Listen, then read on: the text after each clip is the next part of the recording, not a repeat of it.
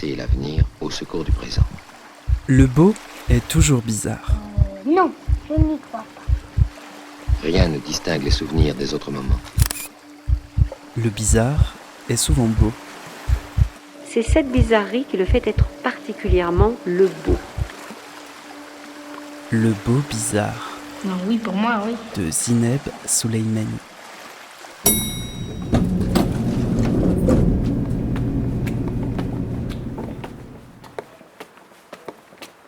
Bonjour à toutes, bonjour à tous. Je suis Zineb Souleymani et je vous souhaite la bienvenue dans Le Beau Bizarre, un espace sonore libre et hybride, un espace de rencontres et d'expériences. Judith ? Bonjour, désolée, je suis sortie de l'autre côté. Attends, je mets mon sac derrière. Je suis toujours à Lausanne, en tout cas dans sa région, au milieu de l'axe Lausanne-Genève. À Gimel précisément, où un lieu magique fait cohabiter humains, non-humains et la faune sauvage de la forêt voisine. Donc là, on n'est pas encore à Gimel en fait, on est à la... On est à la main, on est à quoi, 10 minutes 10 minutes, ok. Un lieu où j'ai eu la chance d'assister à un spectacle. En fait, je ne sais pas vraiment si spectacle est le mot juste. Disons une expérience nouvelle pour moi. Entourée par la grâce de la nature et la rosée fraîche du soir, nous avons pris place dans le gradin, installé à l'intérieur d'un manège équestre où quelques autres dizaines de spectateurs attendaient dans la joie les retardataires lausannois que nous étions. Ils n'étaient pas les seuls à nous attendre. Les artistes du spectacle Perspective, un ensemble animal, commençaient à s'impatienter sérieusement dans les coulisses. Un groupe composé d'humains et de non-humains, et pour certains, leur rythme est calibré avec le coucher du soleil. Et aujourd'hui, ça joue à quelle heure ? C'est tout le temps à 20h15. Ah oui, 20h15. C'est bien pour les animaux en fait de rester à un rythme régulier comme ça. C'est pas mal, oui, parce que ça varie beaucoup en fait. Mais même là, avec le changement de rythme, avec le soleil qui se couche plus tard, on voit par exemple les poules sur les débuts des spectacles arriver vraiment spontanément dans l'espace quand on ouvre la porte avec l'entrée des chèvres et du cochon. Ouais. Et là, de moins en moins, elles sont de plus en plus couchées tôt. Donc il y a de moins en moins d'arrivées de... Donc, parce qu'elles sont aussi influencées par la lumière du jour en fait. Oui, les animaux vraiment suivent beaucoup ce rythme-là. Et là, on arrive dans une forêt. Les présences se sont enchaînées dans des tableaux où la rencontre d'humain et d'animal se donne à voir, une danse délicate faite d'écoute et de vulnérabilité mutuelle, sans jamais trop savoir qui guide qui. La grande complicité qui existe entre chaque duo est visible et enviable. Et le temps est devenu cet élastique que l'on veut plus lâcher, que l'on retient pour retenir cette tension qu'il crée et nous maintient hors du monde. C'est une forêt et dans cette forêt-là, il y a une vie sauvage qui est vraiment très présente, avec la présence de renards, de loups, de lynx, parce qu'on est proche. Chanjulab est le nom de ce lieu dont le projet dépasse de loin le simple fait de partager des spectacles avec un public curieux. Dirigé par Judith Zaguery et autour d'elle, une joyeuse communauté de jeunes gens. J'ai découvert Chanjulab de nuit et j'ai évidemment eu envie d'y revenir de jour, rencontrer ce peuple qui l'anime et faire connaissance avec certains des animaux qui y ont trouvé un saint refuge. Judith est venue me chercher à la gare la plus proche et elle m'a posé cette délicieuse question. Tu aimes bien la fondue ? Et je crois que j'y ai passé le meilleur dimanche depuis bien trop longtemps. Et voilà le lieu. On arrive de jour. Super de le découvrir aussi de jour.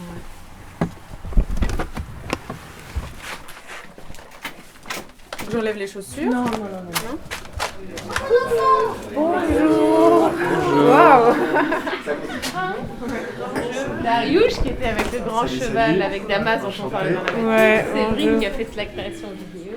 Bonjour. La porte qui donne sur l'espace de vie des animaux et qui nous réserve toujours ma mère.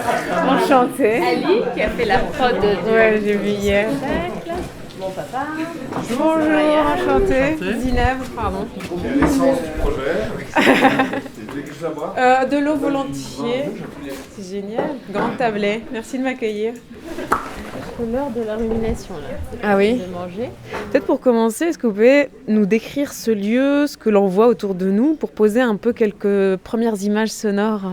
Alors là, nous sommes sur la terrasse qui surplombe en fait l'espace de vie des chèvres, des poules, des cochons. Et donc sur la droite et puis sur la gauche, il y a la stabulation libre des chevaux et des ânes qui rentrent, qui sortent un peu à leur gré, qui ont du foin à volonté et on vit au-dessus. Donc c'est un peu les espaces qui s'entremêlent et des territoires communs. Donc eux, ils vivent en bas, en dessous. Oui. Et ils ont, donc il y a vraiment l'habitation des humains, là où nous sommes. Puis d'un côté, il y a les chevaux. De l'autre, il y a les chèvres, chasirs, enfin les cochons, les poules, les noix et des lapins.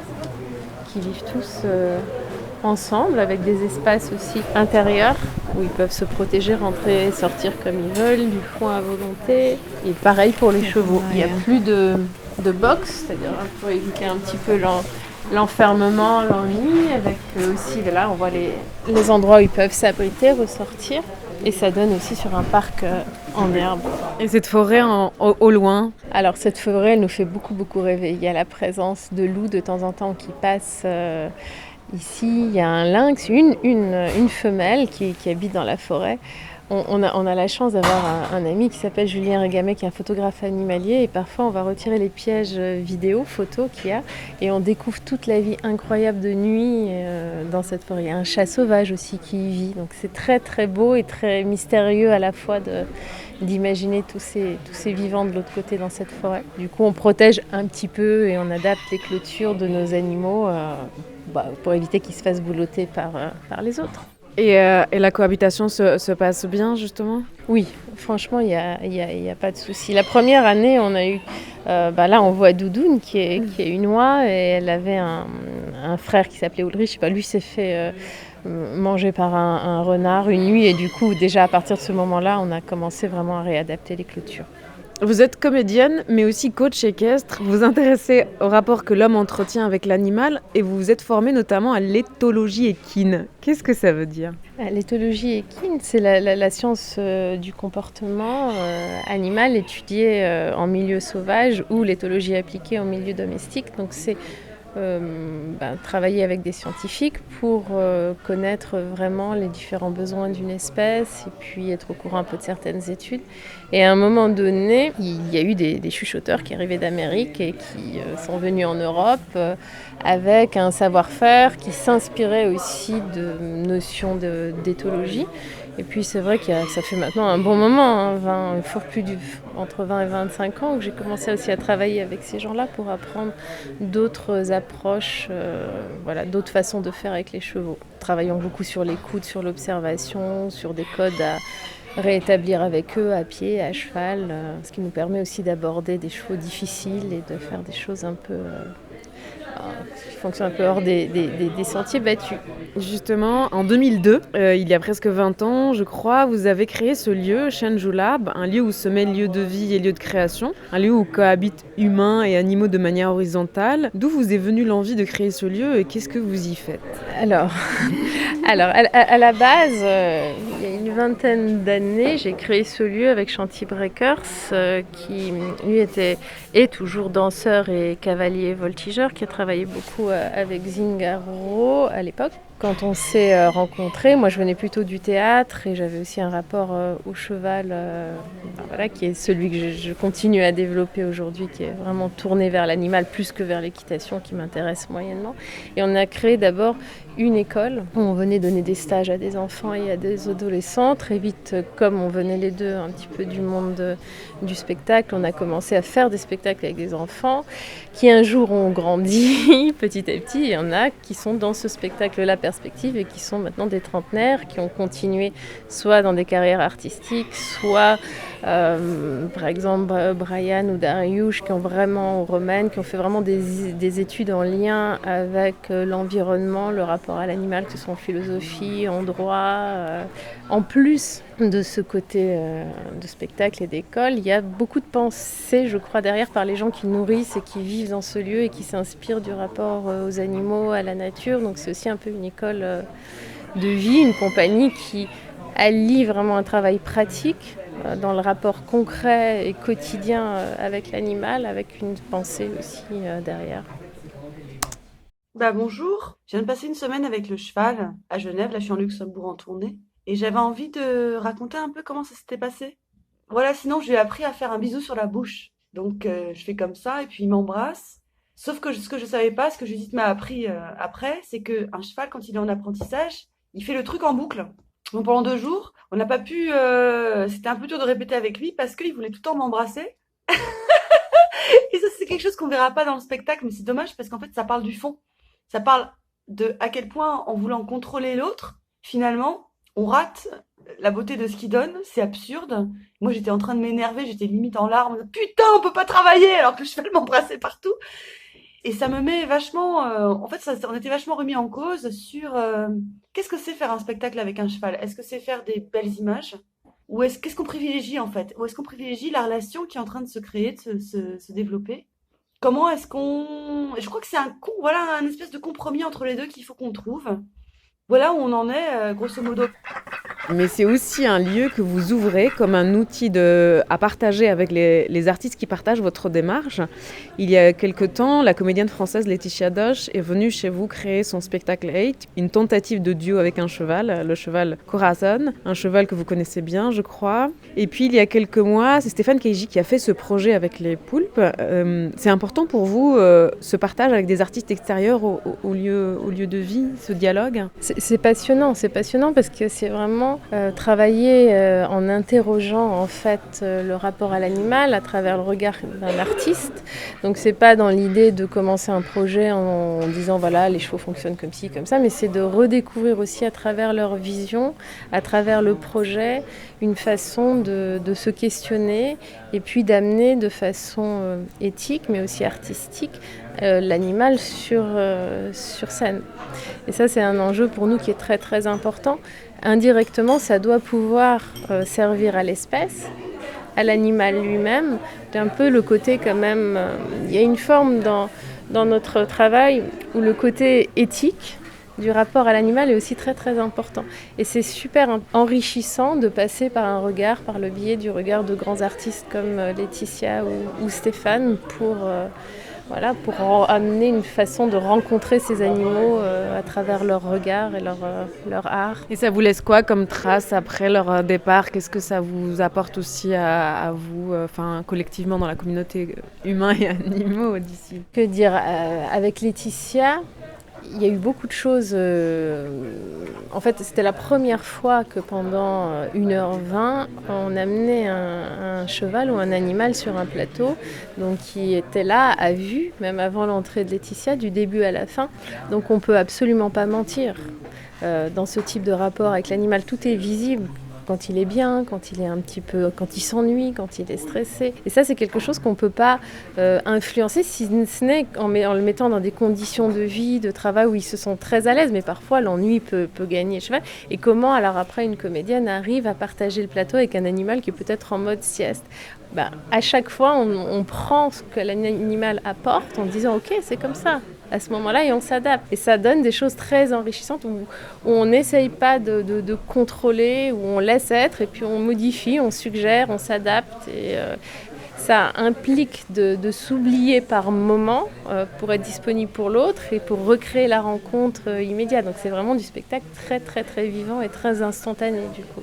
Mais à chaque fois, c'est une étape de plus et puis c'est un enrichissement. C'est-à-dire que ça nourrit aussi la compagnie, ça me nourrit moi et puis ça ouvre d'autres perspectives sur d'autres projets artistiques.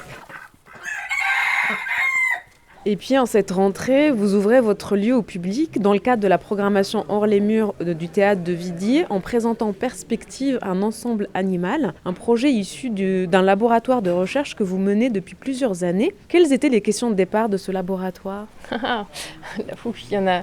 En fait, il y a une question, c'est de comment rendre visible la personnalité de certains animaux ou leurs émotions sur scène, déjà, de leur laisser une place pour qu'ils puissent s'exprimer. Donc comment arriver à les mettre suffisamment à l'aise pour qu'ils soient présents physiquement et qu'ils vivent des choses qui aient du sens pour eux. Et que ce ne soit pas que lors d'interactions avec des humains. Dans ce spectacle, il y a des moments où les animaux ont une place indépendamment de ce que quelqu'un pourrait leur faire faire ou pas. Donc on sort un peu du cirque où il y a beaucoup de choses où on fait faire traditionnel, évidemment. Il y avait cet enjeu-là. Après, il y a pour le comédien ou la personne qui est à côté de l'animal, comment faire pour coexister sur un plateau à côté. On sait, on dit toujours que c'est super dur d'être à côté d'un animal sur scène. Donc il y a tous ces enjeux. Et puis comment faire pour... qu'est-ce que peut dégager un humain à côté d'un animal? Alors après, dès qu'on interagit avec un animal, souvent, il y a la caresse qui intervient, il y a aussi parfois la récompense alimentaire. Et ça, on l'interroge beaucoup dans ce spectacle. Il y a tout un questionnement sur la récompense. Enfin, nous, on ne l'aperçoit pas comme un enjeu pour dresser, mais comme un outil de communication pour dire à l'animal à un moment donné, c'est génial ça, merci. Est-ce qu'on peut soit le reproduire, soit on dit, c'est une façon de dire aussi que c'est bien. Et dans les théories d'apprentissage, on peut caler en donnant une récompense sur un geste, on peut créer du langage commun et des codes. Donc c'est une façon aussi de dialoguer et de communiquer. Mais pour les gens qui sont en face, parfois il y a cette idée de contrôle. Donc c'est dans ce laboratoire, on se dit comment sortir de cette image où on pourrait réduire ce type d'interaction à du contrôle uniquement, voilà. Par exemple. Alors dans ce spectacle, humains et animaux investissent ensemble l'espace scénique aménagé ici à Shenjulab, l'endroit que vous appelez, je crois, le Grand Manège. Et chacun à son rythme incarne sa présence sur scène pour coexister sans que l'un prenne le pouvoir sur l'autre, chacun dans son propre rôle. Quel langage scénique se crée alors à ce moment-là? Je crois que vous parlez d'une zoochorégraphie, c'est ça? Oui, c'est un terme qui est arrivé comme ça en disant mais qu'est-ce qu'on fait? À quoi ça ressemble ces espèces de moments où on évolue avec un animal sur scène, où il y a des choses qui se passent physiquement, de corps à corps, d'échanges d'équilibre, de portée, parfois, quand un cheval porte un humain ou qu'un humain porte une poule. Enfin, et du coup, on s'est dit à quoi ça pourrait ressembler. C'est là que le terme de zoochorégraphie est apparu. Ça nous faisait beaucoup rire, on trouvait ça un petit peu étrange. Et puis finalement, on n'en a pas... Enfin voilà, ça correspond pas si mal à ces formes-là. Est-ce que ça veut dire que les représentations se suivent et ne se ressemblent pas? Ça arrive que certains soirs, peut-être, Dibouk, Rizou, Haloufa ou Chazir fassent ce qu'ils veulent ou ne fassent pas d'ailleurs. Ah oui, on a des surprises régulièrement, mais c'est... Et on est dans cette disponibilité d'accueil par rapport à l'imprévu et par rapport à ce qu'ils peuvent faire ou ne pas faire. Par exemple, hier soir, les chèvres étaient d'un calme olympien. Parfois, elles rentrent et puis c'est vraiment, elles ne font que des bêtises ou elles se battent entre elles, mais sous forme de jeu. Elles vont démonter la structure. Et d'autres fois, c'est le calme plat, la précision, l'écoute. Et c'est toujours OK. Qu'est-ce qu'on a eu comme surprise? On a eu des moutons tout à coup un soir qui disent non, on rentre pas, on ressort et c'est ok aussi, donc ça fait partie, on va pas forcer à, ou bien India, la NES, qui décide de pas quitter l'espace et qui fait des regards publics, qui va se coucher, profiter d'un temps de se rouler dans du sable et on respecte aussi ce rythme-là qui est celui de l'instant animal.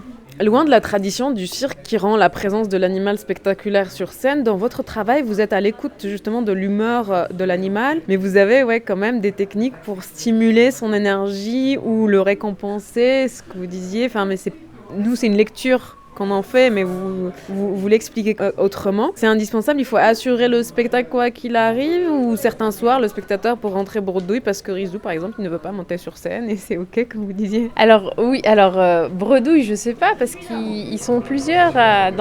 Donc souvent, il y en a un qui peut-être n'aura pas envie de venir à un rendez-vous, puis tout à coup, ce sera d'autres animaux qui seront hyper au taquet ce soir-là et ça fera qu'il y aura une forme d'équilibre. Puis il y a l'humain aussi dans ce spectacle, il y a un autre animal qui est présent et qui lui peut être aussi, apporter aussi une forme de, effectivement, par moment de stimulation, de rendez-vous avec un animal et qui peut remettre à des moments aussi un petit peu des choses.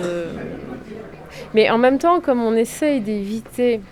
Les animaux sont libres, il n'y a pas de façon de les tenir Il n'y a pas de licol, de longe, voilà, de choses comme ça. Donc après, ça peut être que des suggestions de la part de l'humain ou du langage, des rappels, des stimulations qu'on peut effectivement récompenser quand il y a aussi une réponse. Donc oui. Comment on tourne un spectacle comme celui-ci un peu, ou peut-être que ça n'a pas cette vocation et c'est au public de se déplacer pour respecter aussi l'environnement de tous ces êtres? Alors pour l'instant, c'est vrai que c'est un spectacle qui n'a pas été imaginé pour tourner. On pourrait imaginer le tourner en déplaçant en fait les animaux, peut-être en réduisant le nombre, mais comme à chaque fois qu'on crée un spectacle avec un animal, l'envers du décor est aussi important que ce qui se passe sur le plateau. Si un animal n'est pas bien dans sa vie ou dans la façon dont il est logé, s'il est peu rassuré, ça se ressent forcément sur scène dans ce type de spectacle-là où ils rentrent spontanément sur le plateau, ils en sortent aussi, on ouvre les portes quand ils demandent à ressortir. Donc il faudrait imaginer recréer des espaces de vie, de tournée tout à fait OK pour eux. Souvent c'est plus le transport selon les espèces qui peut être plus compliqué et moins agréable pour eux. Mais on pourrait imaginer tourner avec une plus petite forme.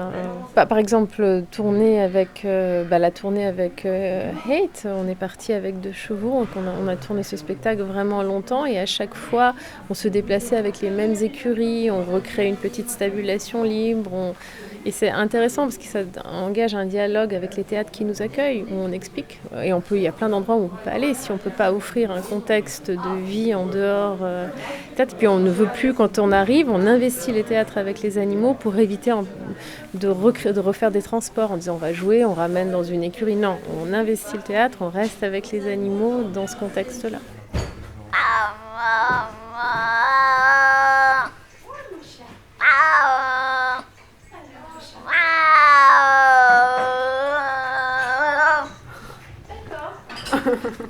Qu'est-ce qu'il dit là?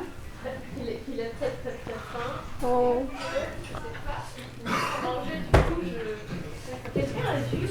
Merci beaucoup pour ce repas, pour cet accueil, de t'avoir. À tout à l'heure.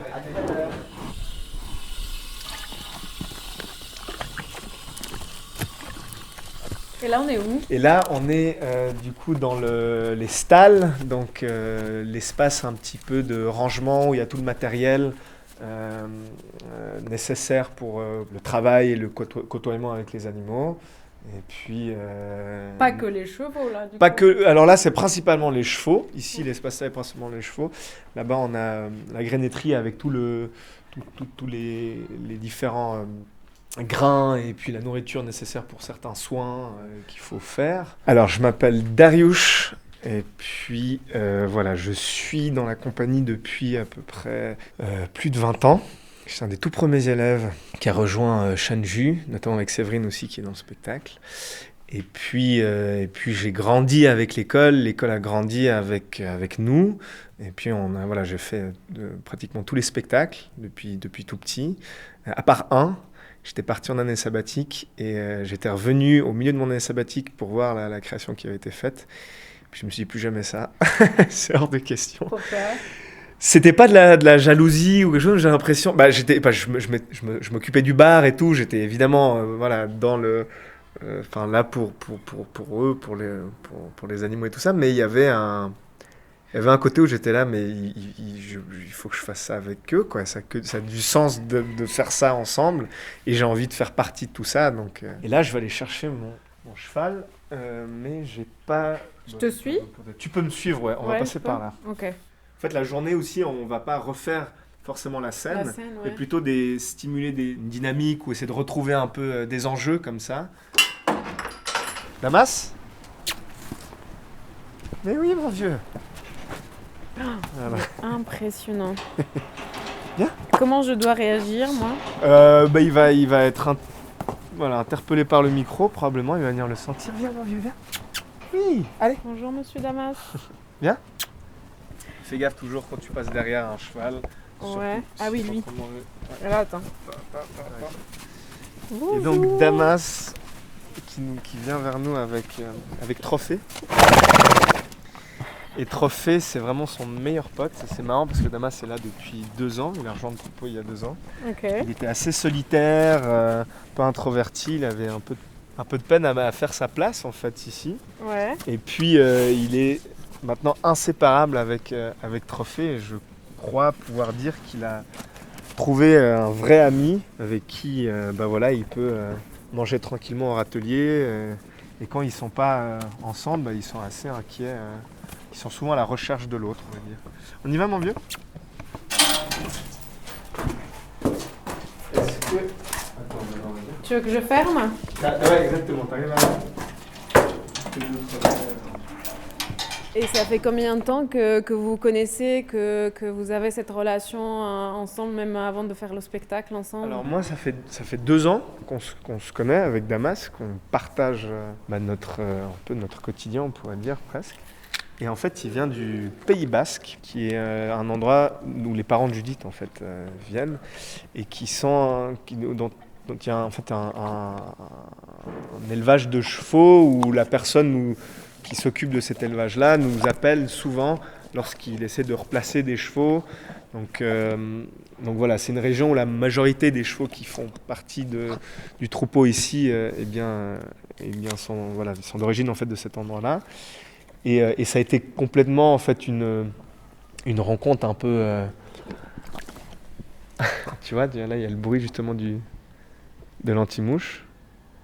Et donc il a les oreilles en arrière, il est un peu intrigué par ce qui se passe, il n'est pas tout à fait à l'aise du bruit. Ah oui, parce que Robin, elle est en train elle est en train de mettre de l'anti-mouche à régate, parce que pour ce qu'on est en train de faire avec eux, ce qui est des fois des passages sous le corps, entre les jambes, travailler sur du statique beaucoup, ça demande une forme de concentration et les mouches, ça perturbe beaucoup les chevaux. Et tu vois il a même vu le truc, ça l'inquiète. L'odeur, ouais. Ah ouais, il aime pas du tout ça. Et donc, là, il fuit. Ah oui, c'est ce qu'il faut aussi préciser, parce qu'on l'a pas précisé tout à l'heure avec Judith, c'est que la plupart des animaux présents ici à Chenjulab, c'est des donations. En fait, des animaux soit de récupérer, soit c'est des personnes qui pouvaient pas s'en occuper.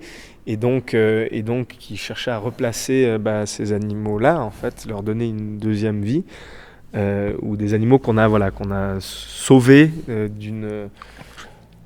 sans dramatiser la chose, mais d'une mort certaine, et puis voilà, notamment les ânes, pas mal de poules aussi. Et puis donc du coup, voilà, Damas, lui c'est on pourrait dire, une rencontre qui n'était pas prévue, dans le sens où moi à la base je suis plutôt acrobate et danseur ici dans la compagnie.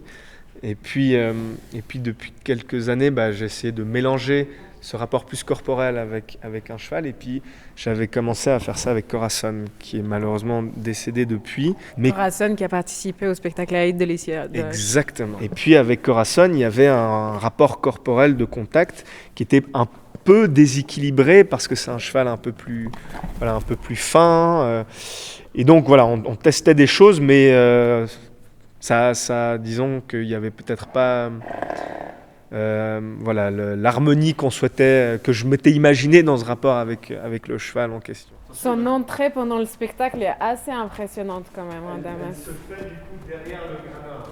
Et ce qui est assez marrant, c'est que tu vois que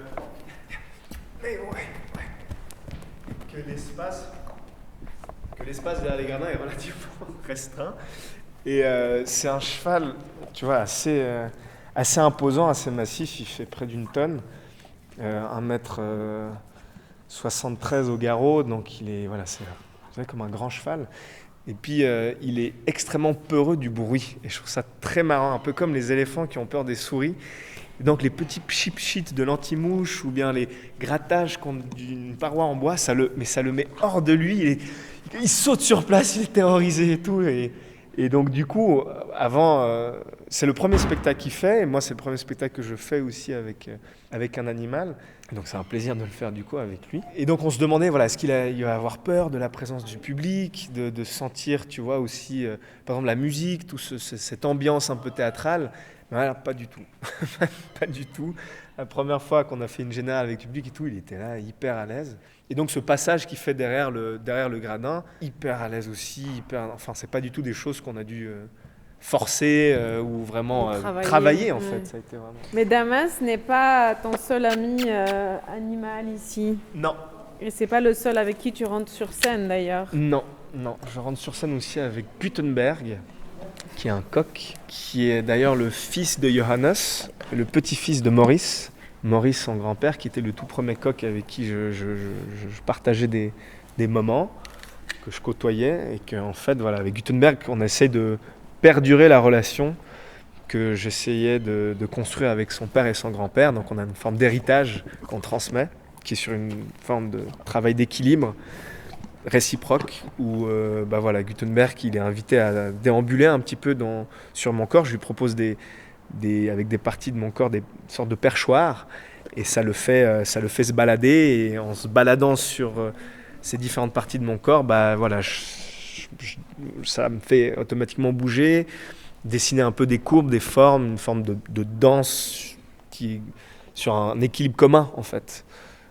Parce que les coqs vont toujours chercher les points les plus hauts, vont chercher un peu la stabilité, et c'est des oiseaux très tactiles, donc ils sont très volontiers à venir sur le corps, et puis comme je disais, chercher des points les plus hauts où ils sont en confiance, ils ont une vue d'ensemble sur ce qui se passe, ils sont toujours en sécurité. Et donc avec Gutenberg, voilà, je rentre sur scène avec Guti. Et puis, il se balade de mon épaule à ma tête, il redescend sur l'autre épaule, il descend sur mon dos, et je l'invite. En fait, il m'invite à chercher certaines courbures. Et donc, moi, avec certaines courbures, je l'invite aussi à se déplacer. Donc, c'est une forme vraiment de déambulation commune, on pourrait dire. Et puis à tout moment, il peut vraiment descendre. Ça lui est arrivé 2-3 fois de vraiment s'envoler et descendre au sol. Donc il y a aucune contrainte pour lui dans ce rapport-là. Je finis par monter dans l'arbre et le poser sur un perchoir où il s'endort des fois, en attendant de ressortir avec Damas et moi, quoi. Et là, Damas, il vient chercher dans ta main. Alors Damas, vu que je suis en train de beaucoup parler, il est en train de se dire qu'est-ce qu'on fait là? Parce que t'es marrant, tu m'as amené sur scène, donc j'imagine que c'est pour reprendre un petit peu certaines postures ou certaines choses qu'on partage le soir même. Mais ce qui est assez bien aussi dans cet espace de scène, c'est que c'est l'endroit, c'est vraiment l'endroit de vie aussi qu'on a avec eux. Comme tu vois, on est vraiment dans le manège, donc c'est pas un endroit scénique à la base. Et c'est l'endroit où on se retrouve pour échanger et partager des moments avec eux. On le fait aussi dans leur parc, dans la stabulation, mais c'est cet endroit neutre qui est en fait ce territoire à personne et à tout le monde à la fois. Et donc, ce qui fait que, des fois, juste se retrouver là, et puis de juste être d'ensemble, c'est déjà hyper agréable. Pour les deux. C'est pas forcément l'endroit où on va faire exclusivement quelque chose, mais c'est aussi l'endroit où on peut être les deux sans se faire un peu embêter par d'autres chevaux ou d'autres humains qui viennent interrompre un peu notre relation. Mais c'est aussi là où on la crée, en fait, cet espace-là, quoi. Et là, je dois un petit peu me dépêcher parce qu'il y a Chonchon Rose qui va arriver. C'est bien, mon vieux. Beaucoup du travail qu'on essaie de faire, c'est sur une forme de confiance. Sur comment ils peuvent... et je peux aussi lui faire confiance dans certains gestes, sur certaines manipulations, dans le sens manipuler un sabot, le poser sur soi, qui sentent aussi cette fragilité qu'on peut avoir, se rendre aussi vulnérable. Ça me permet de créer une forme de confiance aussi dans le rapport. De ne pas forcément tout le temps être là à forcer quelque chose, mais je pense qu'une forme de fragilité... J'ai l'impression que notre moment aussi, c'est une forme de fragilité commune.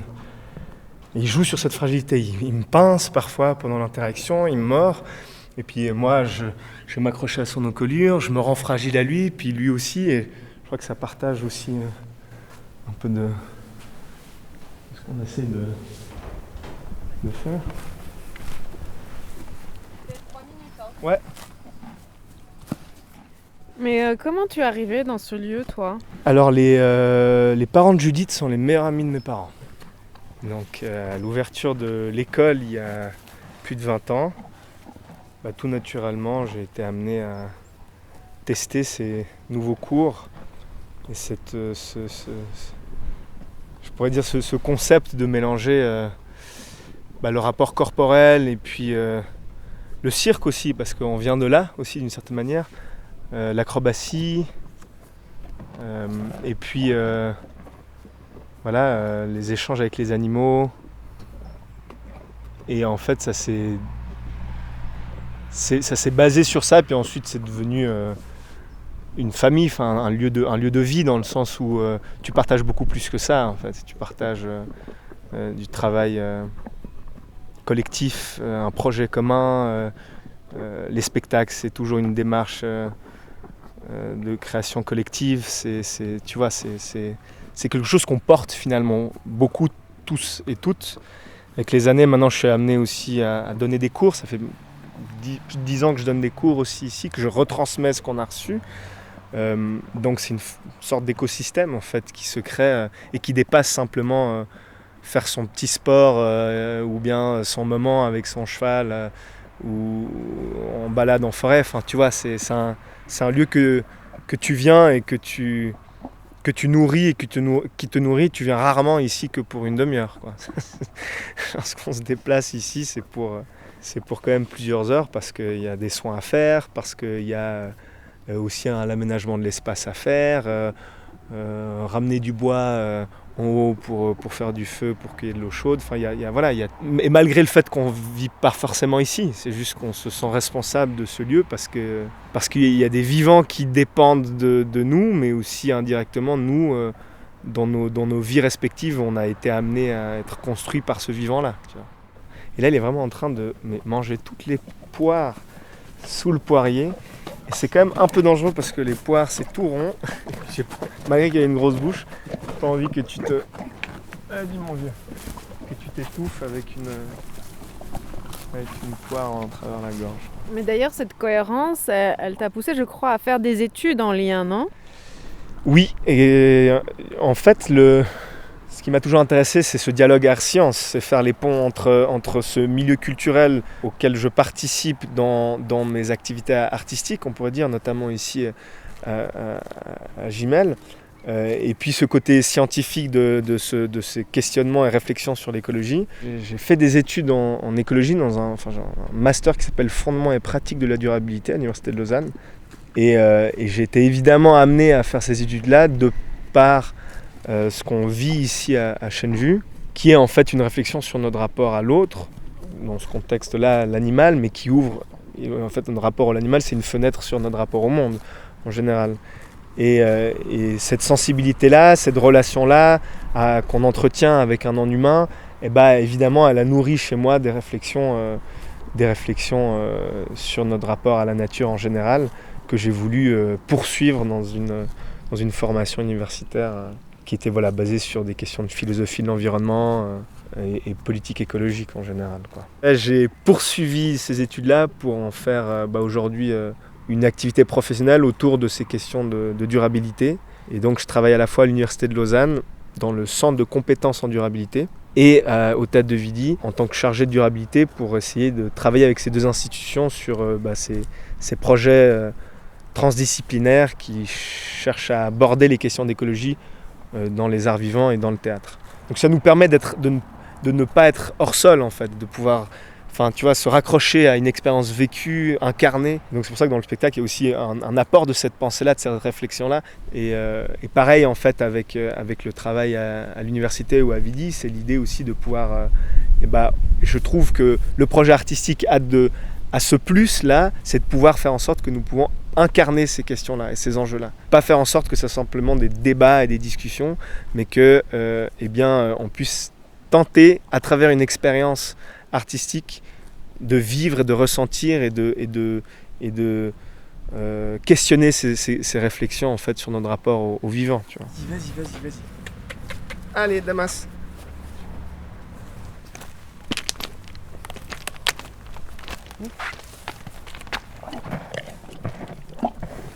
Très marrant parce qu'il a une énorme bouche, mais il a des toutes petites dents. T'es beau en tout cas. Hein. C'était Le Beau Bizarre, un podcast du studio indépendant Audio Sauti, disponible sur toutes les plateformes d'écoute. Et merci de votre écoute.